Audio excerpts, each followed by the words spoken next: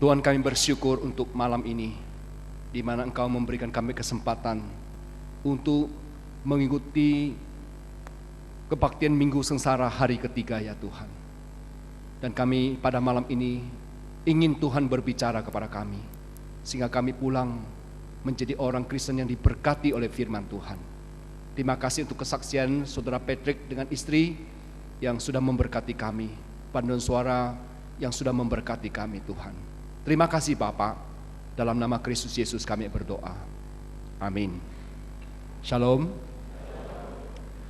Malam ini saya diminta untuk menyampaikan firman Tuhan dengan tema Yesus adalah Raja. Nah, kita akan membuka Alkitab dari Yohanes pasal 18 ayat 28 sampai 36. Dan setelah kita baca firman ini, kita akan menyaksikan video pendek untuk mengantar khotbah saya malam ini. Injil Yohanes pasal 18 ayat 28 sampai 36. Mari kita membaca bertanggapan. Saya ayat 28, jemaat ayat 29 sampai 36 ya. Injil Yohanes pasal 18 ayat 28 dimulai dari saya. Maka mereka membawa Yesus dari Kayafas ke gunung pengadilan. Ketika itu hari masih pagi. Mereka sendiri tidak masuk ke gedung pengadilan itu supaya jangan menajiskan diri, sebab mereka hendak makan Paskah.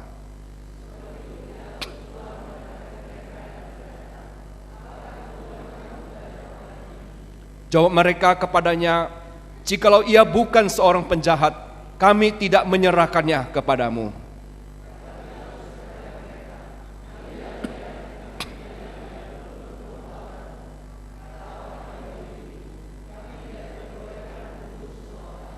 Demikian hendaknya supaya genaplah firman Yesus yang dikatakannya untuk menyatakan bagaimana caranya ia akan mati.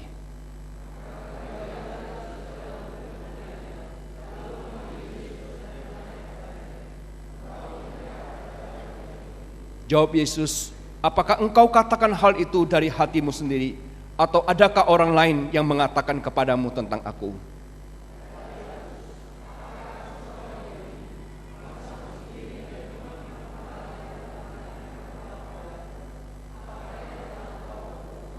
Jawab Yesus, "Kerajaanku bukan dari dunia ini. Jika kerajaanku dari dunia ini, pasti hamba-hambaku telah melawan, supaya aku jangan diserahkan kepada orang Yahudi. Akan tetapi kerajaanku bukan dari sini." Sampai di sini pembacaan firman Tuhan. Mari kita melihat satu cuplikan dari video The Passion of the Christ ya. Kita saksikan. Nada de halkom. Kazolek. Zeluvle!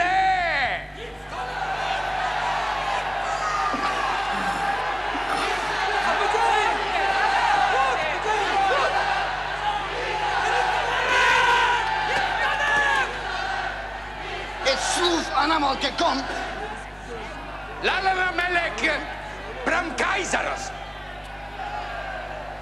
Dic mihi, potesta se smihi te vel crucifigere vel liberare.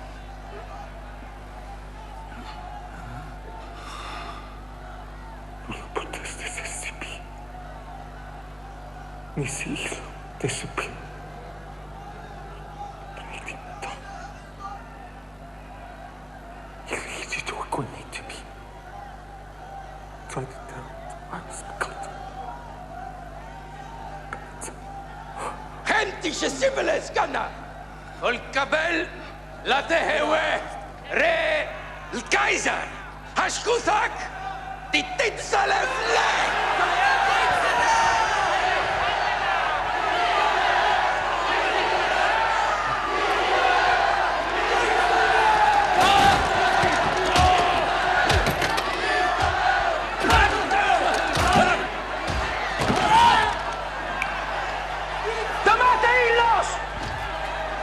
Damate fascinerosos!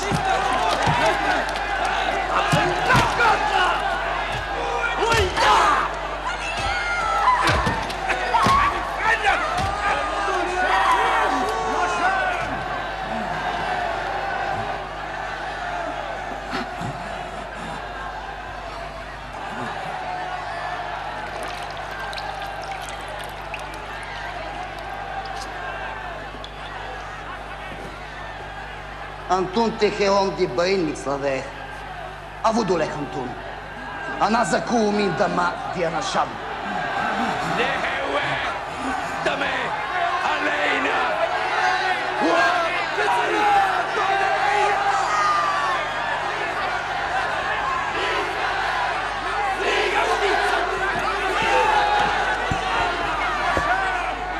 Abenader.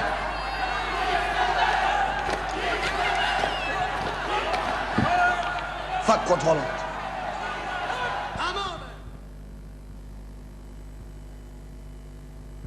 Lampu mungkin dinyalakan sedikit ya.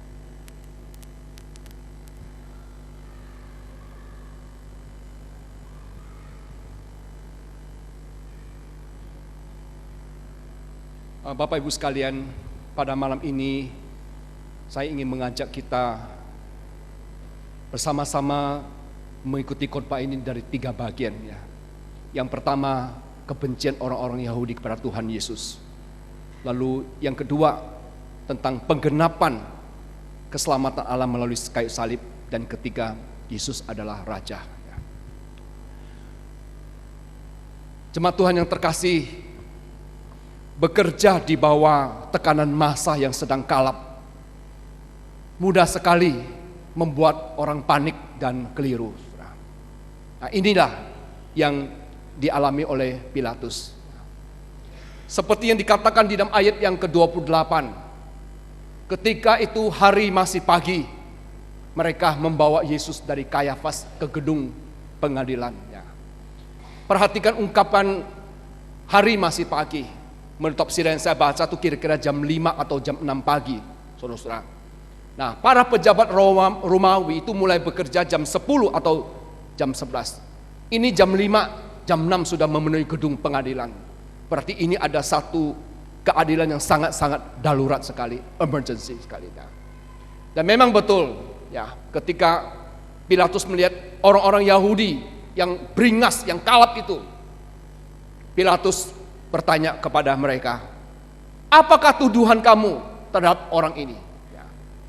Saudara-saudara sekalian, mereka tidak menguraikan satu persatu, tapi langsung ya meloncat kepada satu kesimpulan, satu tuduhan. Jika ia bukan seorang penjahat, kami tidak menyerahkannya kepadamu. Nah, dengan berkata demikian, Bapak Ibu sekalian, orang-orang Yahudi ini ingin memaksa Pilatus supaya segera menerima semua tuduhan mereka terhadap Tuhan Yesus itu adalah benar. Ya, tepat ada seperti begitu. Dengan kata lain, saudara, mereka ingin meminjam tangan Pilatus untuk segera menjatuhkan hukuman mati atas diri Tuhan Yesus. Nah, Pilatus bukan orang yang bodoh, Bapak Ibu sekalian. Pilatus berusaha mengelak dan dia berkata kepada massa waktu itu, ambillah dia, hakimilah dia menurut hukum Tauratmu. Jangan serahkan pada saya, kamu hakimi sendiri saja, kamu adili sendiri saja. Tapi massa langsung berkata begini, kami tidak diperbolehkan membunuh seseorang, saudara. Nah, Bapak Ibu sekalian, memang orang Yahudi itu tidak diperbolehkan sembarangan membunuh orang, ya, kecuali dalam kasus tertentu. Misalnya, saudara, kasus Stefanus. Ya. Stefanus waktu memberikan pembelaan ya di depan mahkamah agama itu, pada akhirnya dia dicap apa? Orang yang menghujat Allah, ya, menyesatkan bangsa. Maka dia dilempari batu sampai mati. Nah, kalau mereka memperlakukan Tuhan Yesus seperti Stefanus, paling ya, Yesus hanya dilempari batu sampai mati, saudara. Tapi itu bukan tujuan daripada pemimpin Yahudi. Ya. Tujuan mereka apa? Mereka menginginkan kematian Yesus yang lebih terhina, ya, yang lebih brutal dan mengerikan, yaitu apa? Penyaliban, saudara, ya. Itu yang mereka inginkan. Nah, hukum Yahudi tidak perbolehkan hukuman ini, hanya Romawi yang bisa memutuskan, saudara, ya. Jadi dengan sah Yesus harus dihukum dengan satu penghukuman yang sangat terhina, yang brutal, yang mengerikan. Apalagi, saudara, menurut orang Yahudi, ya, seorang yang tersalib itu, saudara, itu menyatakan dia dikutuk Allah. Nah, ini seperti yang tercatat dalam Galatia pasal 3 ayat 13, kita baca sama-sama. 1, 2, 3. terkutuklah orang yang digantung pada kayu salib. Itu yang mereka inginkan, saudara. Mengapa Yesus dibawa ke pengadilan? Karena mereka ingin agar pemerintah Romawi secara sah menjatuhkan hukuman salib kepada Kristus. Dengan demikian, Yesus bukan saja dihukum dengan berat fisik yang luar biasa, tapi juga sebagai orang yang dikutuk Allah. Ya, ini secara politik luar biasa mereka pintar sekali, saudara. Nah, disinilah ya kita lihat ya betapa bencinya orang-orang Yahudi kepada Tuhan Yesus ya. Ya, kita tidak tahu sebabnya kenapa mereka begitu benci, bahkan sampai hari ini pun ya orang-orang Yahudi sangat membenci Yesus terus sekali ya. Nah, tapi ada satu kunci ya yang dikatakan oleh, yang dicatat oleh penulis Markus ya di dalam pasal 15 ayat 10. Di situ dia katakan apa? Pilatus sendiri menyaksikan karena para pemimpin Yahudi ini iri hati kepada Tuhan Yesus. Dan iri hati ini bersumber dari apa? Bersumber dari perasaan kalah bersaing sama Tuhan ya. Dan perasaan terancam, saudara ya. Jadi mereka ini semakin hari semakin kurang populer ya. Semakin hari semakin ditinggalkan masa. Tetapi Yesus, saudara, kemanapun pergi, itu diikuti oleh orang banyak sekali. Dan berbagai permasalahan yang dibawakan ke hadapan Tuhan Yesus bisa diselesaikan dengan sangat baik sekali. Jadi orang mulai meninggalkan guru-guru, rabi-rabi Yahudi. Mereka berpaling kepada Tuhan Yesus. Nah, ini iri, saudara ya. Hari ini kalau engkau buka toko ya, podo-podo ya, jualan ayam goreng, saudara ya. Pada mulanya ya, toko ayam goreng kita itu ramai sekali ya. Tapi lalu buka ayam goreng yang kedua, saudara, dengan nama yang lebih beken ya, dengan situasi yang lebih, toko yang lebih menarik. So, tahu-tahu pelanggan kita satu persatu pindah begitu, saudara ya. Nah, kira-kira perasaan kita gimana, saudara? Iri tak, saudara? Iri ya. Kita mulai apa? Aduh, kita kalah bersaing ya. Kita mulai terancam. Nah, kalau orang yang kurang pikir panjang, langsung cari apa? Dukun, saudara ya. Dukun komat kami supaya orang itu apa? Sakit, supaya orang itu bangkrut. Tapi kita tidak memikirkan cara ya apa bisa mengalahkan dengan pemikiran-pemikiran positif. Nah, saudara, itu seperti itu. Nah, orang yang iri hati, Bapak Ibu sekalian, ya, dia berada dalam suatu keadaan dikuasai oleh kekuatan destruktif ya. Untuk apa? Membinasakan lawannya. Pokoknya ya, kalau kita sudah iri sama seseorang dan kita membiarkan iri itu menguasai hati kita, menguasai pikirannya, saudara, akan muncul satu kekuatan destruktif untuk membinasakan lawan kita, saudara. Misalnya kita contoh ya, melihat waktu Kain dan Habel sama-sama mempersembahkan korban kepada Tuhan, saudara. Persembahan Kain itu ditolak sama Tuhan, persembahan Habel itu diterima, saudara. Lalu Kain itu dengan iri memandang kepada Habel, saudara. Dan walaupun dia diingatkan oleh firman Tuhan bahwa dosa sedang mengintip engkau, harus hati-hati. Kain mengabaikan peringatan Tuhan itu. Akhirnya apa? Dia membunuh adiknya, saudara. Kenapa? Karena iri lagi, saudara. Nah, Bapak Ibu sekalian, hari ini saya mau ajak kita lihat satu video ya. Satu video kalau kita senang dengan film Samkok ya, Three Kingdoms ya, 3 negara, saudara ya. Nah, saya senang sekali karena saya mari nonton itu saya belajar banyak tentang karakter sifat manusia. Nah, waktu itu tiga kerajaan ini adalah pada tahun 2200 ya, 220 sampai 280 ya, kira-kira berkisar 60 tahun ya di Cungkuk itu ya. Nah, ini ada 3 kerajaan ini. Pertama Wei ya, ini dia punya Perdana Menteri yang terkenal itu adalah Cao Cao ya, itu ya. Lalu di sini ada Wu itu ya, bagian timur ini ya. Nah, dia punya Ta Tu Tu itu ya, jenderal perang yang terbesar itu adalah Zhou Yu atau dipanggil dengan Kong Qing itu ya. Nah, di sini Su ini, Zai Sichuan ya, reference ini di bagian barat ini, Perdana Menteri yang terkenal itu adalah Zhuge Liang itu ya. Nah, saudara-saudara, satu kali Wei ini, Cao Cao ini mau menyerang ya, mau menyerang Wu ini, saudara ya. Dan lalu untuk menyelamatkan Wu ini, Su sama Wu bekerja sama, saudara. Jadi waktu itu Perdana Menteri Zhuge ini bantu, saudara. Nah, meskipun ini dibantu, saudara ya, tapi Zhuge ini jauh lebih pintar, 10 kali lebih pintar daripada apa Zhou Yu atau Gong Qing itu ya. Ini Zhou Yu ini sangat iri sama Zhuge Liang ya, dan dia pikirkan berbagai cara untuk membunuh Zhuge Liang, saudara. Meskipun Zhuge Liang sudah berjasa sama dia. Nah, ini saat akhir ya, saat akhir kita lihat bagaimana iri hati itu bisa merusak hidup seseorang ya. Coba putarkan video sebentar ya. Bagi kita yang bisa bahasa Mandarin. Nah, ini sudah mau saat dia mau mati ya. Dia waktu itu kena pedang ya. Terus keki terus sama Zhuge Liang, saudara ya. Dia sudah menjelang mati, saudara ya. Ini adalah ini adalah ini rajanya bagian timur Wu ini ya. 你如有策，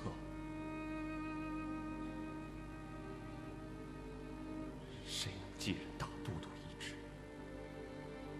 有一个人比我识大体，才胜于我，德更高于我，可为江东主事。谁？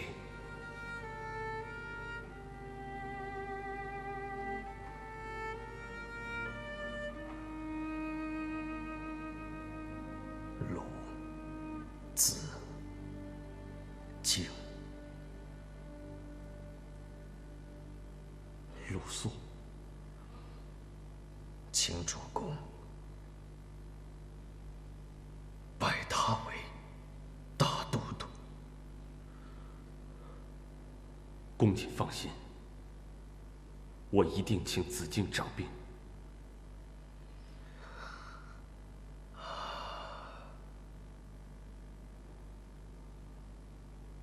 那我就放心了。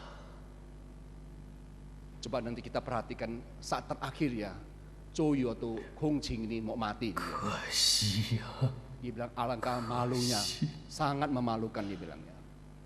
可惜什么？ Malu apa dia bilang? 公瑾，还有什么要交代的？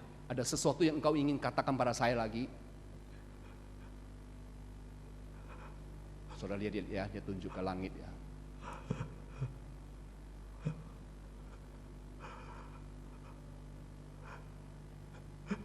既生瑜，何生亮？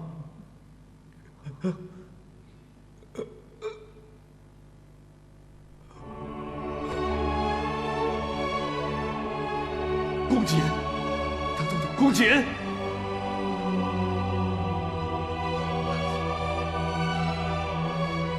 大都督。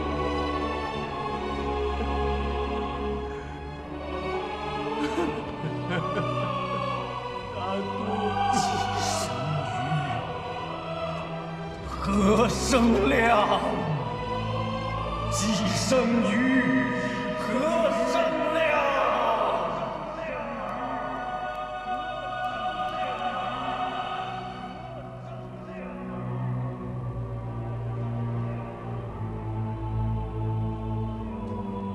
Buku terakhir yang dibaca oleh Zhou Yu ini buku siapa, saudara? Bukunya juga Zhuge Liang punya 历 buku. 代名将周瑜，壮志未酬身先死，年仅36岁。 Stop. Saudara, ini film ya yang menceritakan tentang karakter manusia. Betapa seorang yang sangat hebat ya. Ini Zhou Yu ini bukan seorang yang sangat hebat juga. Dia bisa mengalahkan 730.000 pasukan Cao itu ya. Tapi dia kena satu ini, bowat dia itu ya. Kalah pinter, dia sudah sangat pinter, kalah jeniusnya saudara ya. Dan saudara sampai mati pun dia bilang begini, kalau langit menciptakan Zhou Yu, menciptakan saya, kenapa juga harus menciptakan Zhuge Liang? Dia bilang, kenapa? Kenapa tidak saya saja atau Zhuge Liang saja? Kenapa harus barengan gitu ya? Sehingga saya kalah, saudara. Saudara yang terkasih, ya banyak kita ya saat ini kehilangan sukacita ya, kehilangan gairah karena kita banyak dipenjara, saudara, oleh perasaan-perasaan negatif terhadap seseorang ya. Kemarahan, kebencian ya, iri hati saudara, ketersinggungan dan sebagainya saudara. Saudaraku yang terkasih ya, ketika kita membiarkan perasaan-perasaan negatif ini memenjarakan kita saudara, kita kehilangan sukacita dalam hidup ini. Kita kehilangan damai sejahtera saudara. Dan yang ada satu hawa nafsu saudara, untuk apa? Mencelakakan orang yang kita tidak suka itu. Nah, malam ini ya, di Minggu Paskah ini saudara, saya ingin kita betul-betul bawa hati kita kepada Tuhan. Kita ingin Tuhan betul-betul lihat hati kita, ada sesuatu kan yang masih memenjarakan kita saudara. Kita orang bebas, tapi hati kita apa masih ada yang memenjarakan saudara. Mungkin ketamakan ya, kejengkelan, kemarahan saudara. Itu yang membuat kita tidak ada sukacita saudara.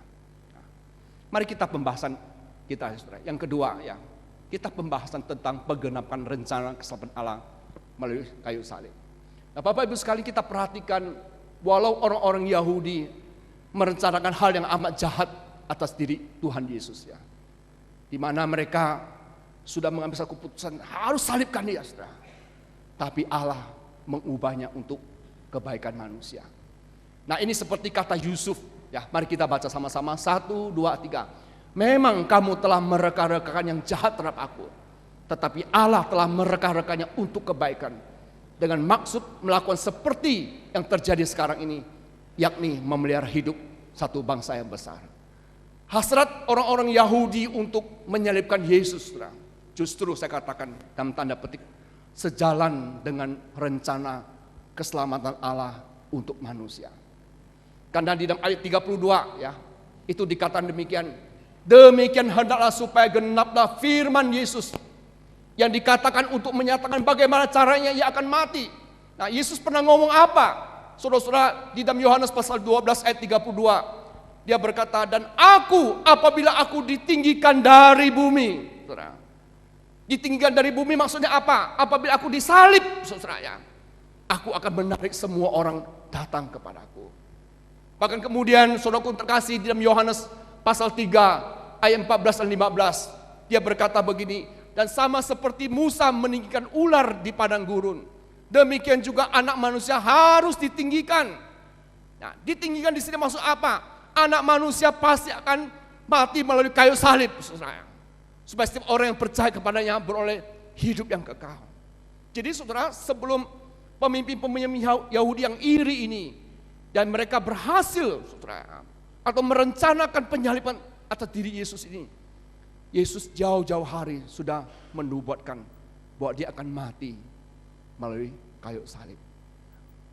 Nah, Allah izinkan ya, nafsu, kebencian pemimpin Yahudi akhirnya seperti menggiring Yesus untuk disalibkan. Saudara, di Gloria Galaksi ya, kita beberapa minggu ini, beberapa hari ini bicara tentang siapa yang menyalibkan Yesus. Apa Yudas Iskariot yang dibawakan oleh gembala sidang di sini? Apakah Kayafas? Apakah Pilatus? Apakah saudara apa nama Romawi? Memang mereka masing-masing ada andilnya, saudara. Tetapi nanti Jumat Agung, nanti saya akan membawakan firman Tuhan, keharusan salib, saudara. Kenapa?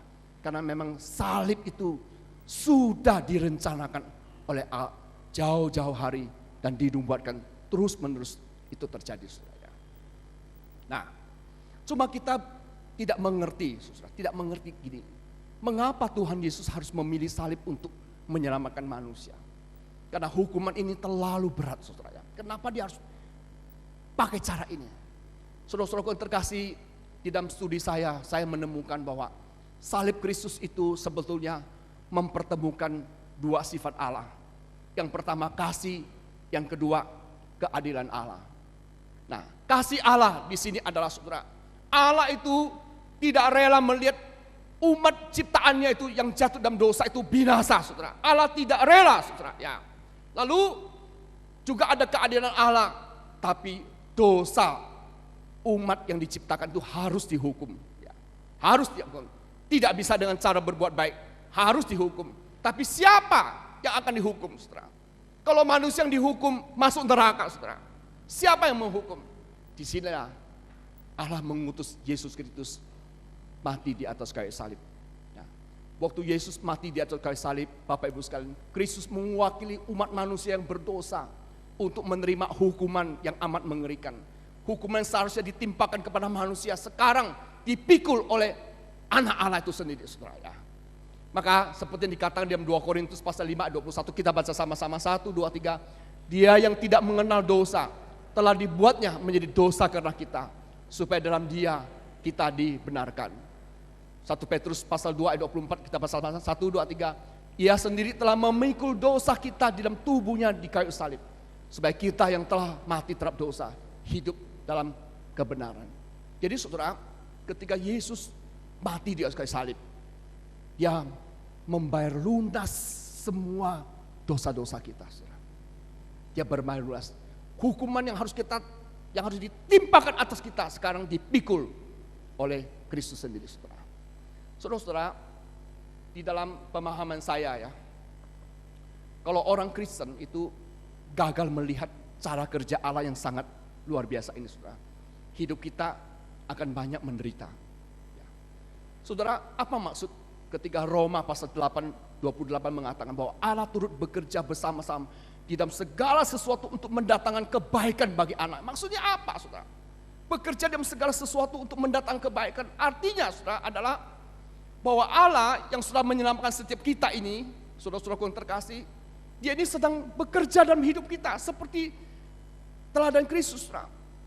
Ya, Allah, Yesus datang ke dunia ini, Yesus harus mati di atas kayu salib, saudara. Dan Allah itu mengizinkan orang-orang jahat itu akhirnya menggiring langkah mereka, saudara. Mengizinkan sampai mereka disalibkan, saudara. Nah, penyaliban itu adalah suatu perbuatan yang keji sekali, saudara. Tetapi, saudara, itu adalah memang sudah seizin Tuhan, cara Allah menyelamatkan. Jadi kita melihat ini ada satu rencana Allah yang akhirnya sampai puncak, saudara, tercukupi, ya, tercapai. Saudaraku yang terkasih, Allah ya di dalam usaha membentuk kita menjadi serupa dengan anaknya. Allah dalam usaha, saudara, melatih kita untuk menjadi alatnya. Dia banyak mengizinkan, saudara ya, kejadian-kejadian yang sulit, malapetaka dan sebagainya itu menimpa kita. Tujuannya apa? Tujuan supaya kita ini boleh dipakai Tuhan ya. Kemarin ya, kita mengundang seorang ibu ya, menamai Yeti. Dia orang Padang ya. Waktu saya datang ke gereja ya, Majid bilang, Pak, ini yang kesaksian Ibu Yeti sudah datang. Waktu saya masuk ke kantor gereja, saudara ya, saya kaget sekali, saudara ya. Karena ibu ini tangan kirinya itu untung dia.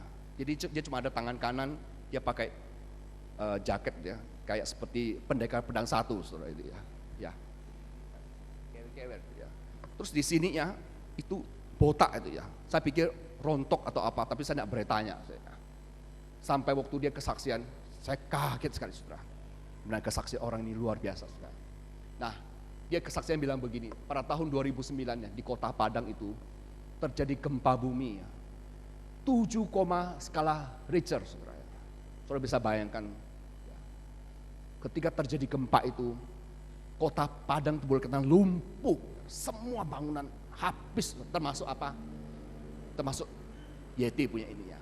Nah, Yeti ini, saudara, dia waktu itu seorang Kristen ya, ini ya, cantik ya, berumur 44 tahun waktu itu. Dia punya suami suka ganteng, punya usaha yang bagus ya, anaknya umur 8 tahun. Nah, kebetulan dia ini tinggal di kota ya, di pinggir jalan, rukonya 3 lantai itu. Nah, pada waktu terjadi gempa ini, saudara, apa yang terjadi? Mereka bertiga ini ada di lantai 1. Ya. Jadi gempa datang begitu cepat, saudara ya. Akhirnya apa? Ruko 3 lantai ini ambruk, saudara. Lalu menimpa satu keluarga ini. Yeti ini baru sadar beberapa jam kemudiannya, setelah mendengar ada suara orang yang di atas tuh panggil-panggil, apakah masih hidup, apa masih hidup, saudara. Dan waktu dia sadar, saudara, gelap, saudara. Dia pegang suaminya, ada samping-samping, suaminya tidak ada responnya. Dia tahu suaminya sudah mati, saudara. Dia pegang anak putrinya juga tidak berespon, mati, tinggal dia satu. Dan waktu dia sadar, saudara, ada satu besi yang menancap di dadanya, saudara. Lalu tangan ini kecepit di beton itu ya, tangan kirinya itu kecepit di beton, saudara. Lalu palanya itu, saudara, bocor, saudara. Wah, dia pegang semua. Ya. Lalu saudara, waktu itu ya ada minta, orang teriak-teriak, ada yang masih hidup dah. Terus dia mau ngomong, tidak bisa ngomong, saudara. Akhirnya apa? Tuhan kasih dia satu hikmat ya. Dia mengambil satu batu kecil, lalu dipukulkan di besi yang nancap di dadanya, saudara. Dia pukulkan itu, saudara. Dan sementara dia pukulkan, dia berdoa, dia berseru sama Tuhan, Tuhan tolong aku, Tuhan tolong aku. Dari pingsan bangun, teriak lagi, saudara, bangun pingsan. Nah, dia ada seorang mama yang umur 70 tahun tuh, mama itu baik sekali. Mama itu di atas panggil-panggil, Yeti kamu jangan tidur ya, bantuan segera datang, saudara. Tapi tidak datang, saudara ya. Yang satu kali ada satu eskalator datang, saudara ya, untuk angkut. Tapi waktu diangkat tahu-tahu runtuhan menimpa dia lagi, wantam badannya lagi, saudara. Sehingga dianggap tidak berhasil. Ya. Tapi puji Tuhan, singkat cerita, saudara, akhirnya dia berhasil ditolong. Waktu ditolong, ya darahnya habis, dia pingsan bangun. Lalu golongan darahnya AB lagi, saudara. Waktu itu suster bilang tidak ada, karena apa? Karena sudah habis, bilang. Tapi pendetanya waktu itu ya saudara datang ke tempat itu, kemudian cari, ya antri baru dapat satu kantong ya, dibantukan ke dia mulai agak bisa hidup. Dan cerita saudara ya, dia dibawa ke Singapura ya, di Mount Elizabeth ya. Di sana berobat, apa yang terjadi? Tangannya ini ternyata tidak bisa diselamatkan, harus dipotong ya. Nah, saudara pada waktu itu ini yang terjadi ya. Satu tangan diamputasi, kepala luka parah dan harus ditempel dengan kulit paha ya. Ginjal, kandung kemih, rusak parah, saudara. Semua. Dan sebetulnya dia mengatakan dia tidak ada harapan untuk hidup lagi. Dokter bilang sangat tipis sekali. Ya. Tapi herannya saudara, orang ini tidak berhenti berdoa. Tidak berhenti berdoa. Tidak berhenti untuk berseru kepada Tuhan. Tuhan tolong aku, Tuhan tolong aku. Dan di dalam hati itu dia punya satu keyakinan. Ya, aku akan hidup, Tuhan akan kasih aku hidup, saudara. Dan setelah 5 bulan, ya, 5 bulan, saudara, dia hidup kembali, saudara. Saudara, ketika dia mulai sembuh ya, tagihan itu rumah sakit itu 4M, saudara ya. Dia bilang, saya tidak punya apa-apa lagi. Suami saya mati karena waktu suaminya diangkat sudah terpotong-potong, saudara ya. Anaknya waktu diangkat juga terpotong-potong, ya. Dia tidak punya apa-apa lagi. Ya. Tapi Tuhan satu kali memberikan satu hikmat ya. Ada seorang hamba Tuhan bilang, kamu buka rekening saja, kita akan mulai umumkan tentang kondisi kamu. Ya, biar orang Singapura bisa menolong, saudara. Saudara, ajaib sekali dalam beberapa minggu, saudara. Dana yang terkumpul itu bisa menutup semua biaya rumah sakit itu. Dan saudara, terakhir ya, kemarin saya foto dia begini saja. Dan waktu dia sembuh ya, dia mengambil keputusan jadi hamba Tuhan. Dia sekolah Alkitab, kemudian dia bersaksi begini, saya dan kondisi tubuh seperti ini, cuma tangan satu ya, kaki dua. Saya pergi memberitakan Injil dari Sabang sampai Merauke, saudara ya, menyaksikan kebesaran Tuhan Yesus, bang. Dulu kok misalnya saya tidak kejadian ini, tidak mungkin saya akan berkeliling untuk apa? Untuk menyaksikan, membesarkan nama Tuhan. Tapi sekarang saya dipakai Tuhan untuk apa? Bersaksi di tengah-tengah orang cacat ya. Saya pergi dari satu panti ke panti alam untuk kasih dorongan sama orang yang cacat, saudara. Dan mereka senang sekali lihat saya, lihat foto saya sebagai saudara ya. Dan Tuhan dimuliakan. Saudara, pada akhir dari cerita itu dia bilang begini, saya kalau tidak melihat sesuatu dari kacamata Tuhan, dari sudut iman, saya sudah bunuh diri waktu itu. Ya. Tapi Tuhan ya berbelas kasihan pada saya, dia mau pakai saya. Dia mau pakai saya sebagai alatnya, sehingga saya mulai peristiwa ini sekarang justru saya sangat terkenal. Dia kesaksian di mana-mana, saudara. Jadi pagi ini setelah dia saksi gereja kita, langsung besok pagi pergi ke Lumajang, lalu kemudian ke Jember, kemana-mana keliling, saudara. Hampir berikan tidak punya waktu untuk di rumah lagi, saudara. Dia memberikan kesaksian. Saudara, kok seandainya waktu itu tidak terjadi gempa, waktu itu tidak terjadi kecelakaan seperti ini, dia bisa keliling untuk bersaksi. Apa yang disaksikan, saudara ya? Tidak ada yang disaksikan, tapi justru malam ini ya, dia bilang saya 8 kali ya, harus mati, 8 kali melewati krisis, tapi saya tetap ditolong oleh Tuhan, saudara. Ini kesaksiannya, saudara. Nah, saudara, hari ini kesulitan menimpamu ya. Apakah membuat engkau marah sama Tuhan, kecewa sama Tuhan, meninggalkan Tuhan? tidak mau lagi menyembah dia, tidak mau lagi beribadah pada dia. Atau justru engkau lihat sebetulnya Allah itu memakai semua kesulitan ini untuk membentuk engkau supaya engkau serupa dengan anaknya. Dia mau memakai saudara-saudara sekalian. Amin saudara. Kalau engkau belum tahu hal ini saudara, seperti bagaimana Allah memakai kematian Yesus Kristus saudara. Untuk apa? Untuk menyelamatkan manusia. Kita gagal itu. Sekarang yang ketiga ya. Yang terakhir, apakah Yesus adalah Raja? Saudara, setelah Pilatus itu, dia mendapat tekanan yang luar biasa dari massa yang harus menyalibkan Yesus. Lalu Pilatus memanggil Yesus ke sampingnya. Dan dia secara pribadi, dia bertanya kepada Yesus demikian, engkau inikah Raja orang Yahudi? Nah ini adalah pembahasan cepat saudara. Nah, heran sekali ya, Yesus tidak mengatakan ya atau bukan, tapi Yesus langsung tanya sama dia begini, sama-sama, apakah engkau katakan hal itu dari hatimu sendiri, atau adakah orang lain yang mengatakan kepadamu tentang aku? Heran ya, Yesus tidak langsung menjawabnya. Tapi saudara, engkau perhatikan ya, ketika Kayafas imam besar bertanya, apakah engkau anak Allah? Dia mengatakan, yes, I am. Saudara. Tapi ketika dia tanya, apakah engkau Raja orang Yahudi? Dia tidak jawab, saudara. Dia tidak mengatakan ya, dia tidak mengatakan tidak, saudara. Tapi dia berkata, saudara, apakah engkau kata itu dari hatimu? Apa maksud perkataan Tuhan ini? Saudara-saudara sekalian, mengapa Yesus bertanya demikian? Saudara terkasih, Tuhan Yesus itu ingin mendapatkan konfirmasi dari Pilatus bahwa pertanyaannya, apakah engkau Raja Yahudi itu betul-betul keluar dari hatinya Pilatus, atau saudara, pertanyaan itu karena mendapat bisikan dari orang, mendapat apa, saudara, informasi dari orang.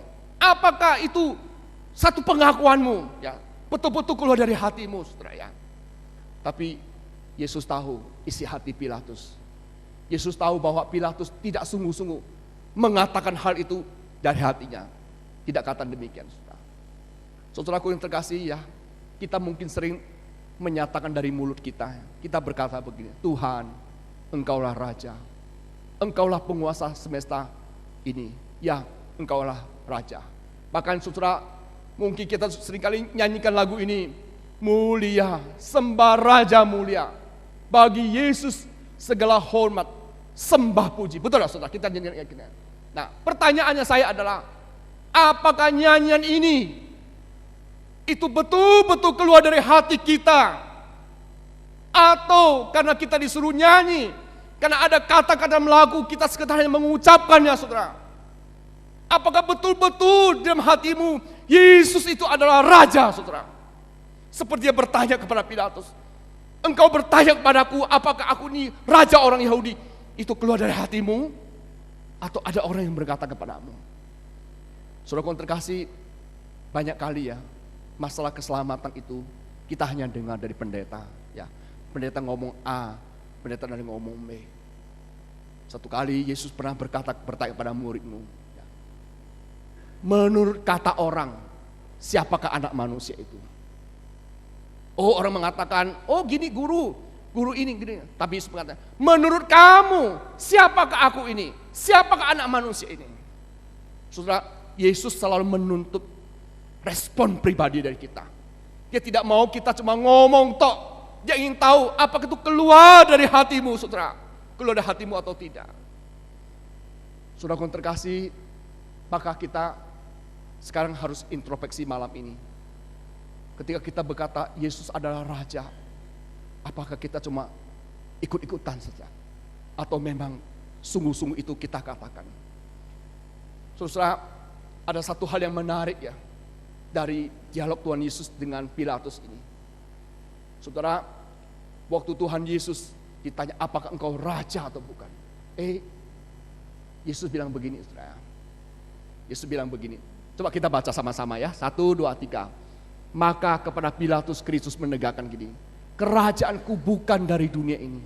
Jika kerajaanku dari dunia ini, pasti hamba-hambaku telah melawan, supaya aku jangan diserahkan kepada orang Yahudi. Akan tetapi kerajaanku bukan dari sini. Jadi di sini saudara, kita bisa melihat satu hal apa? Bahwa betul saudara, Pilatus mengatakan, bertanya, engkau raja? Yesus tidak menjawab.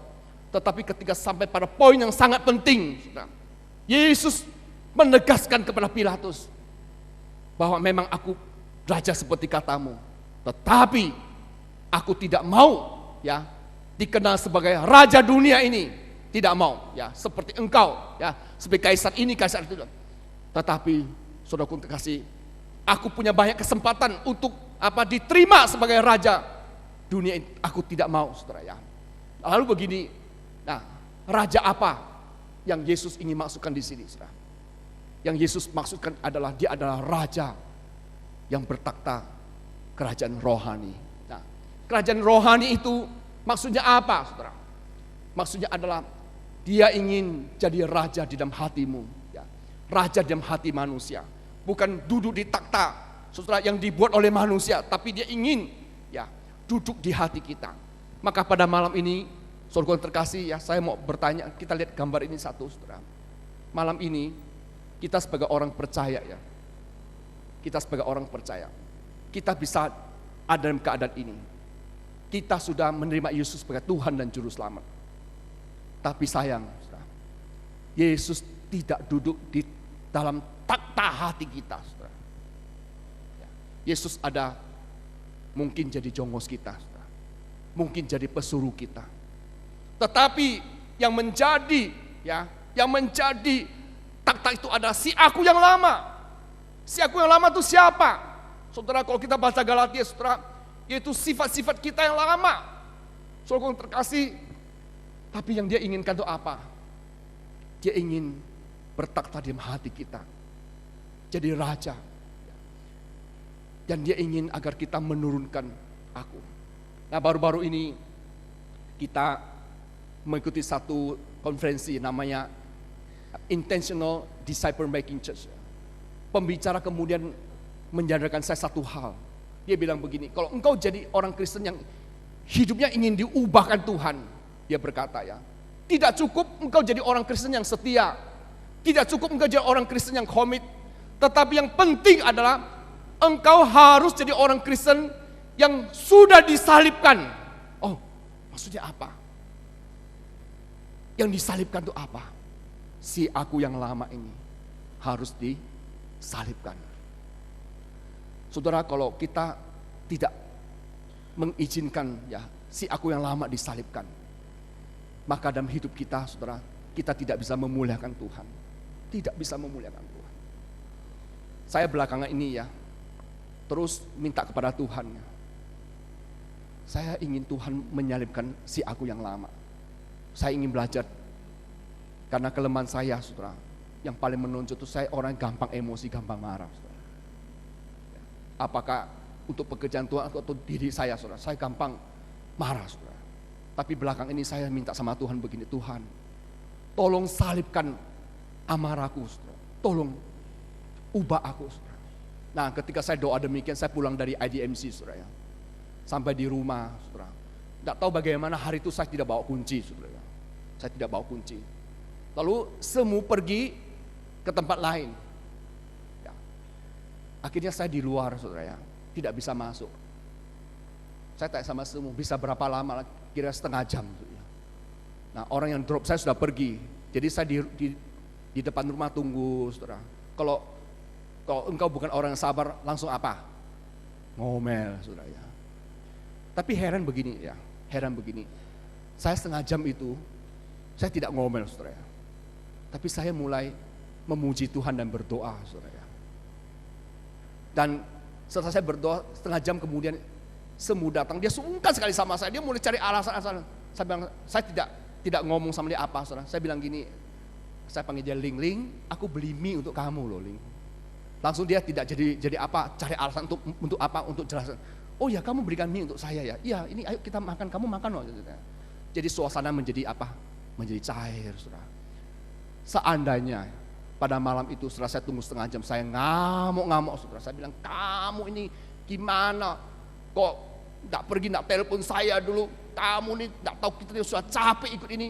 Kayak gini saudara, kira-kira kita pertengkaran akan terjadi saudara ya. Nah saudara, saya mulai memikirkan begini ya. Apa yang dikatakan oleh Edmund Chan itu betul saudara. Kita tidak cukup jadi orang Kristen yang komit, orang Kristen yang setia, tapi juga harus mengizinkan Roh Tuhan ya, menyalibkan si aku yang lama ini, saudara. Menyalibkan aku saudara. Saudara, sebagai akhir khotbah saudara ya, saya ingin sharekan kesaksian seseorang ya, yang bagaimana Tuhan memberkati dia ya. Dan ayat ini ya, itu sangat mempengaruhi dia. Karena kita ini buatan, sama-sama kita baca 1, 2, 3. Karena kita ini buatan Allah, diciptakan dalam Kristus Yesus untuk melakukan pekerjaan baik yang dipersiapkan Allah sebelumnya. Ia mau supaya kita hidup di dalamnya. Jadi surah ayat ini sangat mengilhami dia, sehingga apa? Sehingga dia berkata pada Tuhan begini ya, Tuhan, kemanapun saya pergi, kebaikan Engkau itu ya seperti kebaikan Kristus, meskipun mau disalibkan, saudara, tetap memikirkan manusia. Supaya dimanapun aku berada, kebaikan Tuhan itu nyata dalam hidupku. Supaya orang lain bisa melihat aku ini anak Tuhan, saudara. Nah saudara, kesaksiannya begini ya. Nah satu kali ya, ada seorang pemuda ya, dia itu tipe pemalu ya. Dia juga seorang pemuda yang miskin. Dia setiap sore itu berdiri di sebuah depot ya, depot makanan. Dan setelah orang tidak ada, saudara, dia masuk ya, dia bicara sama suami istri ya. Rupanya ini suami istri ada orang Kristen, saudara. Dia bilang gini, Om, aku mau beli 1 bungkus nasi tok, dia bilang, tidak ada lauk. Berapa? Lalu dia bayar, saudara. Nah setelah dia dapat nasi itu, dia bilang sama Om itu, Om, boleh tak engkau siramkan sedikit kuah ya di atas nasi saya, dia bilang. Boleh tak? Oh boleh, kamu siramkan saja. Lalu di situ dia makan ya. Selesai dia makan, dia bilang lagi, Om, saya mau beli 1 bungkus nasi untuk besok saya makan. Nah saudara, ini Om ini seorang Kristen yang baik ya. Dia tahu pemuda ini miskin ya. Mungkin mahasiswa dari luar kota yang berjuang mati-matian untuk sekolah ya. Lalu dia bilang sama istri begini, Mah tolong bungkus no ya Maya, nasi di atas, di bawah nih masuk no sepotong daging sama sebutir telur ya, tolong masuk no di bawahnya ya. Loh kenapa Papa lakukan ini? Ya pemuda ini miskin ya, kita jangan melukai harga dirinya, masukkan ke dalam saja ya. Saudara, pemuda itu besok datang lagi, cuma beli sebungkus nasi, dia makan di situ, minta kuah sedikit, lalu pulang minta sebungkus nasi, beli lagi.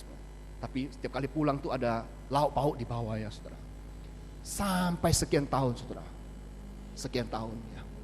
Dan pemilik depot ini betul-betul menyatakan kemurahannya kepada pemuda ini. Saudara, pemuda ini sangat berterima kasih saudara. Dan waktu berlalu dengan cepat sekali, sehingga pemuda ini selesai sekolah ya. Lalu satu kali saudara ya, di tempat depot ini berdiri, pemerintah punya kebijaksanaan akan seluruh bangunan harus dibongkar saudara satu hari itu, karena pemerintah mau pakai untuk fasilitas umum saudara, bongkar. Lalu suami istri bilang gini, aduh kalau ini dibongkar terus kita mau kerja di mana? Kita punya anak harus studi, siapa yang membiayai mereka saudara? Saudara, ini suami istri ini datang sama Tuhan dan doa dan tangis, saudara. Tuhan tolong gimana Tuhan? Nah, beberapa hari kemudian saudara, datang seorang karyawan ya yang pakai baju seragam saudara. Dia bilang begini, Tuan dan Nyonya ya, Tuan dan Nyonya diundang untuk pergi menemui direktur kami. Nah, direktur kami ini ingin memberikan satu pekerjaan kepada Tuan dan Nyonya ya. Sekarang kita pergi. Saudara, waktu dia pergi ke sana, saudara, dia tidak kenal pemuda ini, rupanya pemuda ini sudah berubah ya, sudah jadi orang yang dewasa, saudara. Terus dia bilang begini, saya mendengar kamu kesulitannya, tidak punya tempat untuk buka depot. Dia bilang, kamu tidak usah buka depot, mulai hari ini kamu boleh buka kantin di perusahaan saya ini. Cuannya bagi 50-50 dibilang gitu ya. Kamu tidak usah keluar modal, apapun semua disediakan perusahaan. Kamu pokoknya keahlianmu masak saja, dibilang cukup di tempat ini. Terus waktu dia dengar begitu, saudara, dia kaget. Dia bilang, dia tanya sama direktur ini, Bapak ini siapa kok memperhatikan saya? Terus anak muda direktur bilang gini, Om, kamu masih tidak ingat? Kira-kira 10 tahun yang lalu ada seorang pemuda yang setiap sore datang ya, beli sebungkus nasi putih, lalu minta embo sedikit kuah. Kemudian pulang beli sebungkus nasi lagi dan Om selalu kasihkan daging dan telur. Saya ingat. Saya itu orangnya. Sekarang saya menjadi direktur di perusahaan ini dan saya ingin membalas budi kamu atas kebaikan. Saudaraku yang terkasih, barang siapa yang menabur kasih akan menuai kebahagiaan. Barang siapa yang menabur kejahatan, dia akan menuai penderitaan. Hari ini kita ini adalah anak raja ya. Kita lihat raja kita, Kristus Yesus. Meskipun direncanakan yang jahat, tapi dalam pikirannya itu untuk kebaikan kita semata-mata. Untuk kebaikan kita semata-mata. Untuk kebaikan kita semata. Maka kita sebagai anaknya, mari kita juga belajar sebagai anak-anak raja. Bertekad, supaya hidup kita juga berguna ya. Menyatakan Kristus Yesus. Raja kita Yesus, dia ingin bertakhta dalam hati kita. Dan ketika dia bertakhta, saudara, kita anak-anaknya ini, mari kita juga belajar untuk apa? Seperti Bapak kita yang baik hati adanya. Tuhan memberkati kita, saudara. Mari kita berdoa.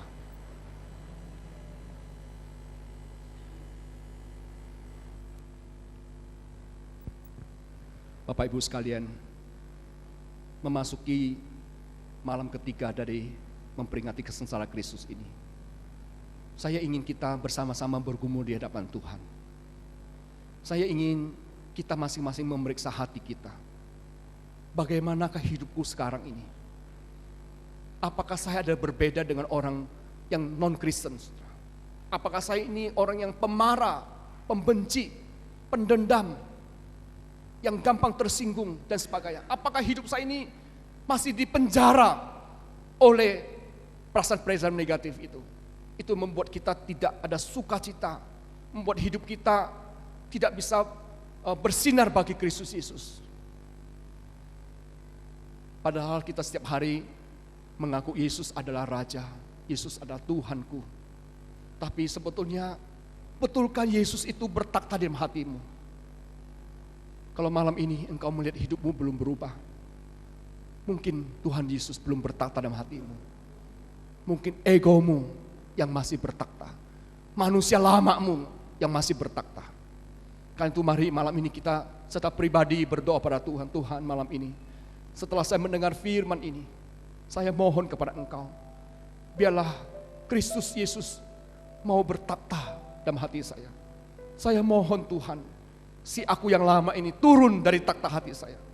Saya mau pulang dengan kemenangan Tuhan. Saya mau bagaimana kasih Kristus, sukacita Kristus, bagaimana kebaikan Tuhan, kemurahan Tuhan itu terpancar dalam kehidupan saya. Supaya orang lain yang melihat hidup saya boleh mengatakan saja, sungguh dia ini anak Allah. Sungguh dia orang Kristen yang lahir baru, yang baik. Saudara, engkau hidupmu apa sudah diubahkan oleh Tuhan? Kita berdoa secara pribadi kepada Tuhan. Minta Pendeta Lim Supianto ya maju ke depan berdoa bagi jemaat.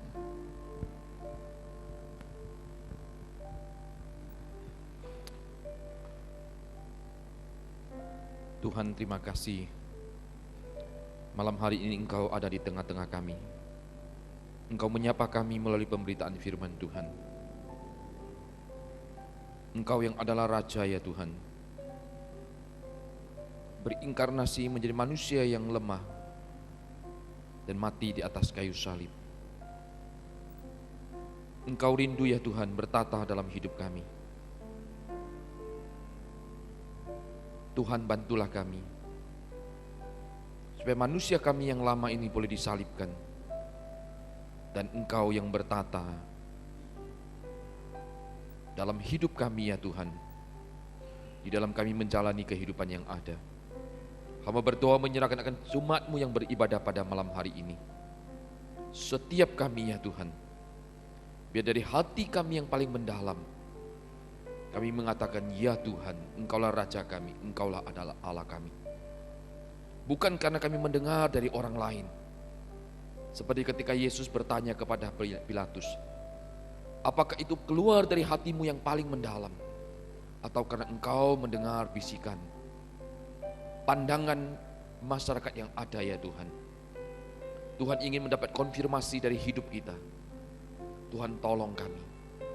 Biar dari hati yang mendalam setiap kami yang beribadah pada malam hari ini, kami mengatakan dan kami mengakui, Tuhan Engkau sungguh Raja kami.